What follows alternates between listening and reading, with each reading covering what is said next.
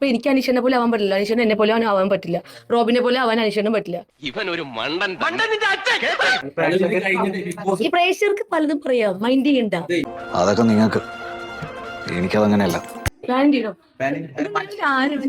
നിന്റെ തന്ത, ഇവരൊക്കെ നിന്റെ മറ്റു തന്തമാര്. 16 ലക്ഷം കൊടുത്തോ? ഹെവനല്ലേ? കാണും ഇങ്ങനെ ഒരു കള്ളൻ. നിങ്ങൾ എത്ര പ്രാവശ്യം പറഞ്ഞു ഈ കഥ? വീണ്ടും വീണ്ടും ചോദിച്ചു, നിങ്ങൾക്ക് റേറ്റിംഗ് കൂട്ടാൻ വേണ്ടിട്ടല്ലേ?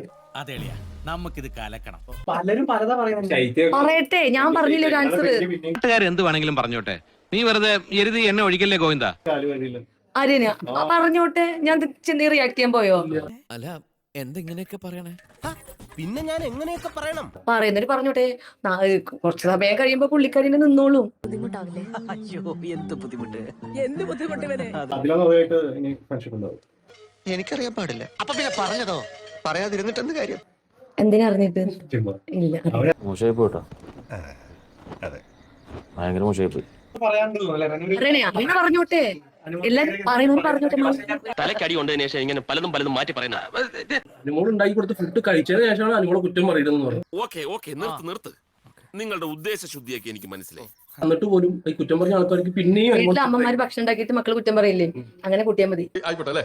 ആയിക്കോട്ടെ. എന്താ വേണ്ടേ? വേണം. എന്നാ പോ. പുള്ളി ശ്രീവിരുദ്ധനാണ് ശരിക്കും. എനിക്കറിയത്തില്ല, അത് പോയി അന്വേഷിക്കും. കുടുക്കിലാക്കാൻ വേണ്ടി മനപ്പൂർവ്വം കള്ളക്കഥകൾ കെട്ടി ചമച്ചുണ്ടാക്കിയല്ലേ? വിശ്വസിക്കരുത്.